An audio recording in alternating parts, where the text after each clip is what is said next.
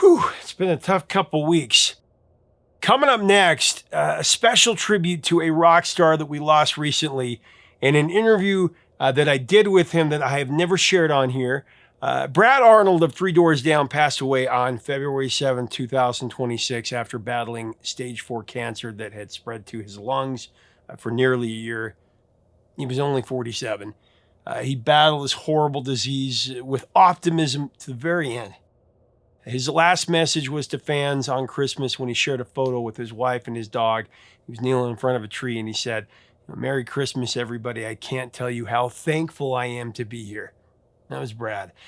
I was really grateful to get to know him when I interviewed him several years ago. I got to hang out with him for a few hours. I've shared part of that interview about their #1 rock hit, Kryptonite, something that he wrote when he was 15 in math class, but I've never shared the rest of this interview. I got to warn you. This one will hit you in the heart. What he says throughout the interview is deeply poignant and life-affirming. He was a man of faith, and he was one of the kindest, most genuine people I've ever met in the industry. I mean, the industry can beat you down, but he was such an optimist. I was devastated when I heard he'd passed. Cancer sucks. It also just took James Vanderbeek. Today, Brad tells a story of Three Doors Down and their other big hits, Here Without You, and Love Me When I'm Gone, and Loser. And these songs take on a different meaning now. I have to admit, I didn't really like Three Doors Down when they came out. And I misjudged, and that's on me. I felt their music was just okay, but then again, I didn't really give it a lot of attention. That was until I met the band and Brad. And after that, I was a fan, because the band's just a bunch of good guys. And for the haters out there who went into the comments this week and said nasty things about Brad because of who he voted for, can you please show some compassion? I mean, a man has passed away. Somebody's husband, somebody's brother, somebody's son. I don't want to get into it. Let's pay our respects. Here's the interview. Rest in peace, Brad.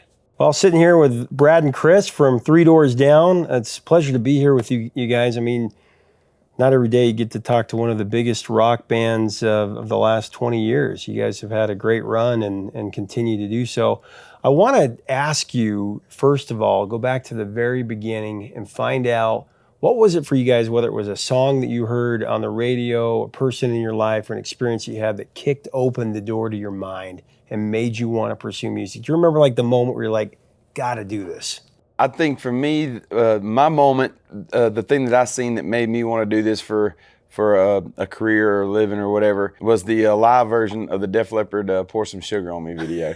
The guys are all running around that multi-level stage. And I forgot about how old I was when that came out. I guess I was 7 or 8, something like that. I forgot exactly. But I was like, man, that would be so fun to do that for a living. And I mean, I would have never dreamed in a million years that I'd actually get to do it, but I'm very blessed to be doing it. Like when Def Leppard Hysteria came out I mean, we're probably about the same age, but that was like our Beatles, man. Yeah, man. Like Hysteria was like our Sgt. Pepper. It was like that album that was like everybody had it and you listen to the whole thing, not just the 1 or 2 songs. Exactly. That was a great record, man. Those guys, I grew up, the only instrument I've ever played was a drummer. And I just always thought that it was, I didn't know Def Leppard from before that, you know? And so to see him standing up there playing the drum, or sitting up there playing the drums with one arm, and how he had all those pedals around his kid, because as a kid growing up and just starting to play the drums, you're looking, everybody's drum kit, you checking them out. In the 80s, everybody had the crazy drum kits, and looking at his on that video also is just another thing. It's like, that must be so cool.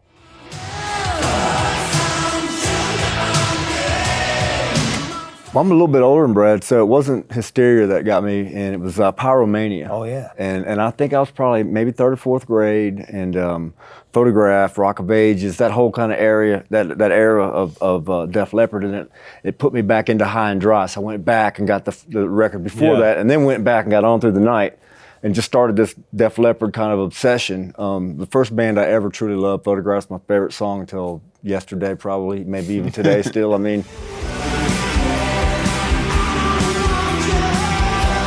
it started it all for me. And, Yeah. And that band like kind of spun me into all those other bands back in the day, the Scorpions and, Whitesnake, and then the Motley Crue, and then into Guns N' Roses, and then the progression just continued. But it all started with Def Leppard.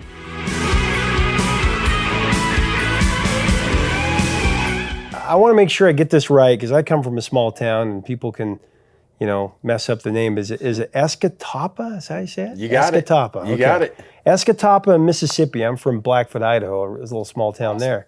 But you grew up there, and I love these stories about how we'll go into Kryptonite in a second, but you guys grew up in this small town, and that was a dream for you, man. It was, man. We grew up in a small town in South Mississippi, and it really kind of worked to our advantage. And in Mississippi, there's something about it, and it's hard to say what it is about down south like that influences music or tends to breed a lot of musical acts out of that area. But it's just, being from a little small town, there was never a whole lot to do. So we enjoyed playing music. And we were just talking about a couple of days ago that it also worked to our advantage when we started kind of playing little local shows there, because there was nothing else to do besides go see us play on the weekends, Todd and Chris were about the same age, and Matt and I were about the same age, the original guys in the band. Yeah. And so we had two different age groups kind of going for us there. They'd invite all their friends, and we'd invite all ours. So there was never like those gigs for us that we had like 10 people there. There was one little bar in the town, and we were playing it, and it was supposed to hold like 150 people, and we'd have 400 people in there every weekend. But it was fun. Yeah. Yeah. Well, so you guys, I don't usually ask about the band name because that's, old hat, but it is cool how you guys got your name. I love that story. Would you mind sharing that? Yeah, we just made it up off an old building. The Foley, Alabama is a town that you drive through on the way down to Gulf Shores, down near Destin, Florida, the beach community down there and all. And we were driving back home from the beach down there one day, and we had a show, and we'd only been playing a few weeks anyway, and we didn't have a name, and we kind of needed we didn't need it. It was just a friend's house, but we wanted a name for our band for a show, and through Foley, Alabama, there's a lot of little fruit stands and stuff that they sell different produce and what have you, and one building had more than one stand in it, and one of the businesses had moved a couple of spots down, and he just said business moved so many parcels down or doors down, and there were three of us at the time, and so it just kind of inspired the name Three Doors Down, and pretty meaningless, but it always makes people ask, and it kind of gets stuck in their head. Oh, yeah, and 3DD. It works for the world we live in now. That's really right. Well, because everybody wants it to be short, right? Absolutely. But you guys, it's such a cool story how WCPR FM played your demo. I mean, that's so cool that they played Kryptonite, and that thing was, for 15 weeks or something, it was the most requested song on that radio station. Tell me about that. That's so cool. It was, man, and it was a blessing. We didn't try to get signed. Yeah. And it was, and I say it being a blessing because bands try so hard to get that break and all. And I mean, not that we didn't want to do it. We tried. We practiced a lot and played shows, and would try to get gigs at places that we couldn't, and we'd push it as far as we could. But we weren't trying to be a major touring band. We just wanted to get our song on the radio. We wanted our friends to hear it. And WCPR in Biloxi there, they had a local show that they would play local bands once a month on Sunday nights, and we'd go on there, and we'd done that show several times, and we begged the program director down there over and over for a year or so. He was like, please play our song. And finally he's like, okay, I'll play it. But I mean, they can't really just do that. They can't just decide to play some random band. But he stuck his neck out for us there, and it became the most requested song they'd ever had on that station. And they put out the BDS chart, which is a song just reflects what's been played at different stations around the country. And the labels get that chart, and they seen that we didn't have a label beside our name, and they came down and started talking to us, and it just all went from there, man. But so amazing. It was cool.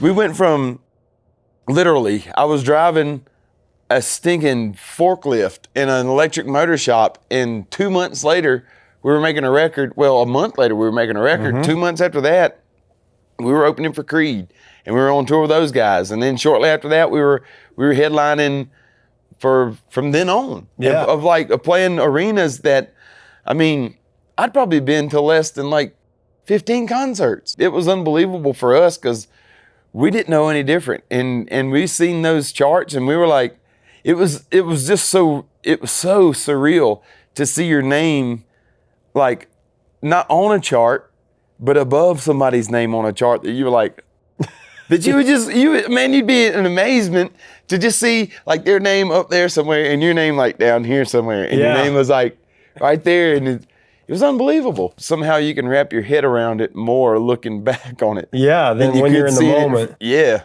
Because you guys are probably just thinking on to the next thing. Oh, we got this gig coming up and that type of thing. Yeah, it's like a whole section of our life was just about getting on a bus and going to another town. It was like family, everything just kind of stopped around us and became just about that. And it was so fast-paced, and I always tell it like, we were thrust into it, and we were playing with bands that had been doing it a really long time that were really good at it. And we were trying to be as good as them. Yeah. And it's almost, you know what I mean? Like, you have to get some seat time, man. It's like being a NASCAR driver. You got to drive around that track a few 100,000 times before you're good at it. Yeah. And so we just held on tight, man. And it was a lot of fun. That was an education, man. It was an education, whether we liked it or not. Our first tour, it was Creed and Seven Dust and us. And and like he said, we were just like a local band. We'd never been out much. And we were playing right before Seven Dust. Yep.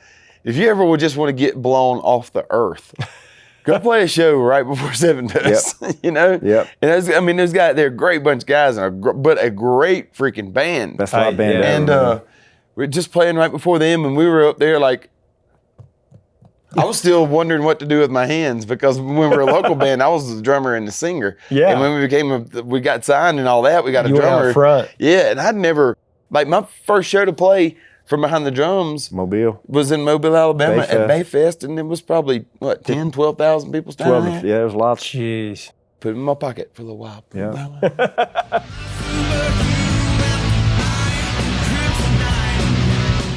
You probably knew this, but did you know that you've spent more time at number one on the rock charts than any rock band in the history of the rock charts? Really? Yep. You've spent more weeks, than anybody.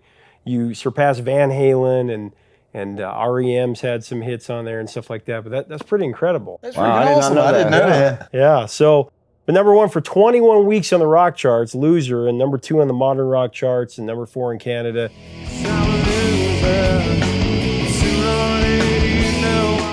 But that, I read, was about a childhood friend who was going through, drugs, and he had a problem with cocaine, and you're talking about. Tell me that story. Yeah, it was about a friend of mine growing up in Mississippi, and he and I played ball together growing up, and we're from very similar backgrounds. Yeah. And I wasn't calling him a loser by the song, but I grew up with this kid, and I knew him well enough to like see the change in him, Yeah. and as he kind of got off into drugs and stuff. And still being around him, still hanging around him, and knowing him, of just knowing how he changed and how he kind of went inside this veil of drugs. Yeah. And I think that's how he eventually began to see himself, is as a loser, and of thinking that everybody was looking in on him as though he were a loser. And I just tried to write that song from kind of like his standpoint.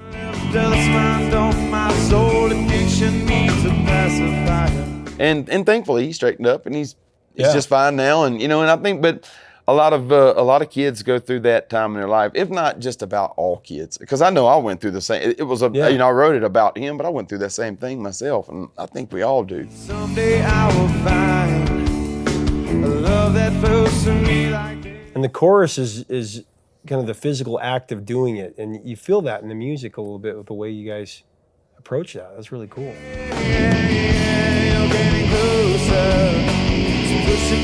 Some of those songs, they were written kind of dark, but kids go through darkness. Yeah. Oh yeah. That's how you find the light. To Absolutely. understand the darkness. You have to go through darkness to understand the light. Absolutely.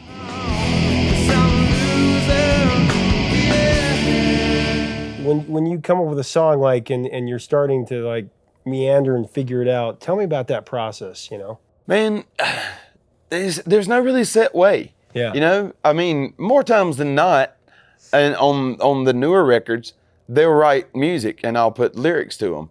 Or if I write lyrics to them, they'll, it's a give and take either way, whether the lyrics come first or the music come first. Lyrics writing, when it comes first, it's kind of cool because you have an open field to write in, but it's kind of not cool because you have an open field to write in. You know what I'm saying? So you have no direction. You just like, where do I go?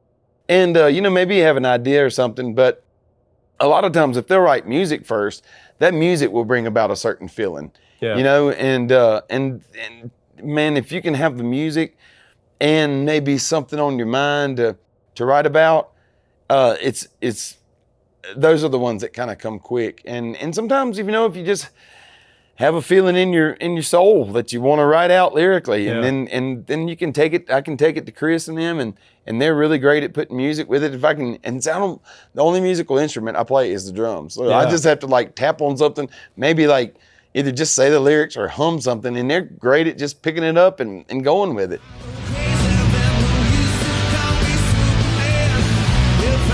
What's cool for me on anything that I've ever wrote lyrics first is that it never turns out like I heard it in my head. Yeah. Because you have other people putting their input on it, and no matter, you can describe it to a T of how you want it, that's not how it's going to be. Yeah. And getting everybody's input and letting everybody put their flavor in is like Ed and I were talking about earlier. We were talking about that very thing. That's when you can say that song was truly like written by a band, not a dude that's in a band. Yeah. And you can tell the difference. We're one of those bands that truly the band writes the songs. Yeah. What about you, Chris? How does that come to you as you're writing together? Well, for me, it's like I don't really pay attention to shapes and chords and mods and all that musical stuff. I just kind of do it from inside, and it'll feel good or it won't. And what I usually do is I'll just write down a bunch of ideas, like with Here Without You. Started music first, and then it gave the music to Brad. He started writing lyrics to it, and it hit a snag where it wouldn't go any farther. And it was just one of those things where we just couldn't get past and people were just like, well, it's in this key, and if you go to this next chord, this is how you do that. And we were like, no, it's not, that's not, just get out of it, just leave us alone. It'll happen when it happens. And like 3 o'clock in the morning one night, I woke up and I was like, I got it.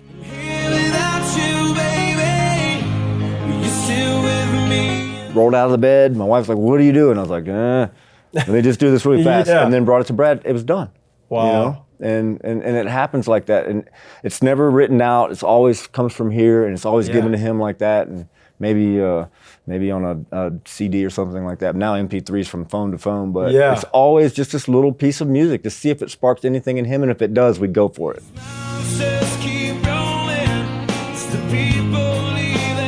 2002, Away from the Sun comes out, your second record, and how do you top the first record? I'm with so many things, but When I'm Gone comes out.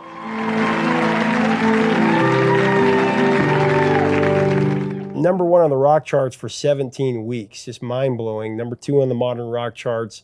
It had a record for the most weeks at number 2 because Queen of the Stone Age had a big song. It was number 1 at that time, and you're number 4 on the Hot 100. I mean.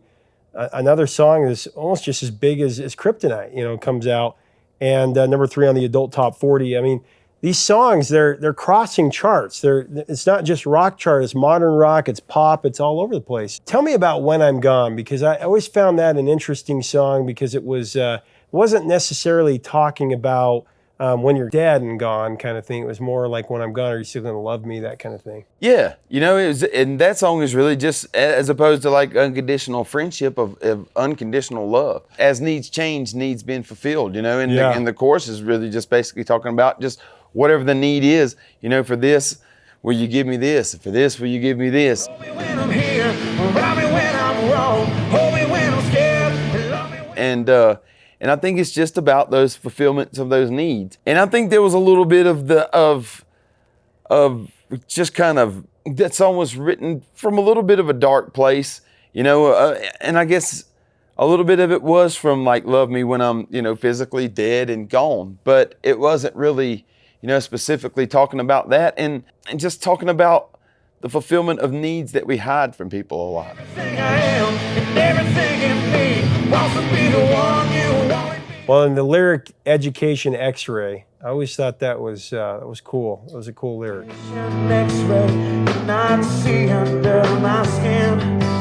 You know, and it's like that says, I won't tell them a damn thing that I couldn't tell my friends. You know, and I think that was just coming from kind of a psychoanalytical standpoint of, you know, people try to analyze teenagers and understand why they're going through this, right. and you know, in reality, that kid is not going to tell you a damn thing that he wouldn't tell his buddy.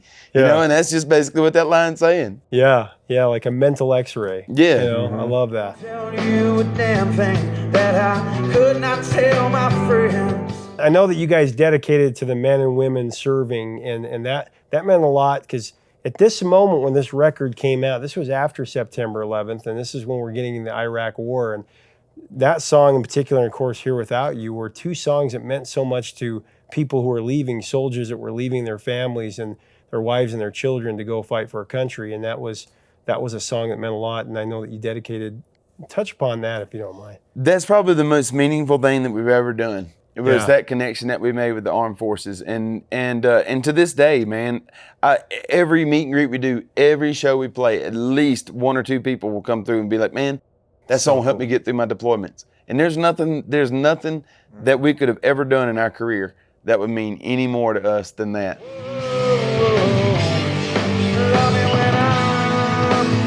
Those men and women, they give up so much for us, and they leave and they go over there on multiple deployments. But just being gone is hard.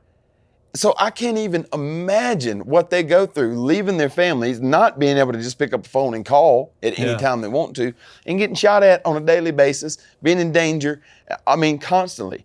I mean, and all politics aside of why they're there or why they're whatever, none of that matters when you're sitting there and dude over there is shooting at you. Yep. You know, and you're away from your wife and your kids, and that's where you want to be. I can't imagine what they go through. So to have been a part of writing a song that helps those guys in some way, it is the most meaningful thing that we've ever done, and it means more to me than anything.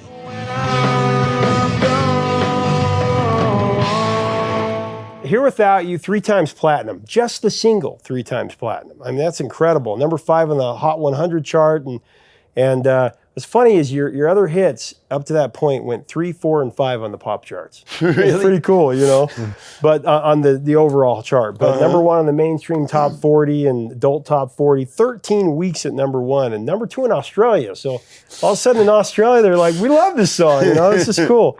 I just think that's cool to look at. I'm a chart geek, so I love that kind of stuff. But that song grew, as we've been talking about, in popularity because of the Iraq War. It became an anthem for deployed troops, and what an honor, you know, that this song would get them through, you know, this, and not just for the troops, but for their families. Absolutely. You know, the wives at home or husbands or vice versa that are listening to this song and helping them remember and feel a closeness to their loved one that is out there, that connection. So tell me about that song and how it came about. Well, Here Without You was, you know, it was written after our first good taste of being gone for a while. You know, it was written during our first record cycle. You know, that song was a really personal song, and just about being gone and the idea of leaving the people that you love and going to do other things.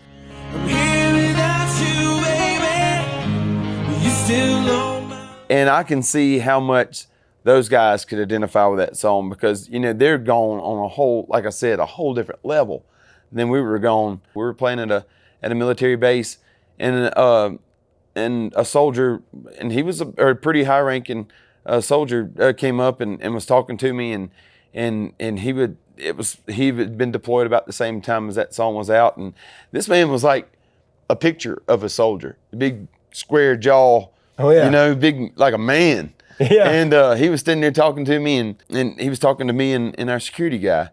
And he said, "Son," he said, "I want to tell you," he said, "that song meant a lot to me." He said, "Me and my wife," he said, "when I was deployed," he said, "I'd put it on mine." And he said, "We barely have a little link up, you know."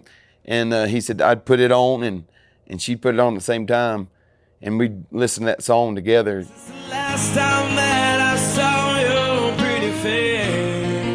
and it was just like we connected. And as he said it, he had to like stop. He said, and he just had to walk off. And I was like, man, I mean, I was like holding back tears. And I mean, it still now, it was just, it makes you realize it's like how much music means to people. And you know, I thank God to be able to be a part of something that is that much of an emotional connecting device for people, you know? And I dream about you all the time. And here without To mean something to people who are in struggle, that's the greatest compliment a musician can have or receive. Absolutely, Or man. experience. I mean, I'm more proud of those things like that than anything. Of just knowing that, you know, a song and help somebody through a time in their life. We feel the songs that we write, and that's what we've always just tried to write songs about life.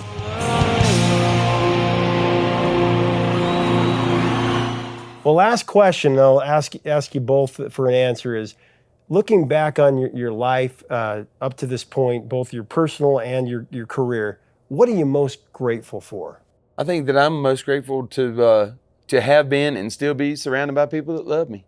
You know, I'm really blessed to be able to trust the people that are around me, and know that my family still loves me just like they did before I started, and they'll still love me after it's over.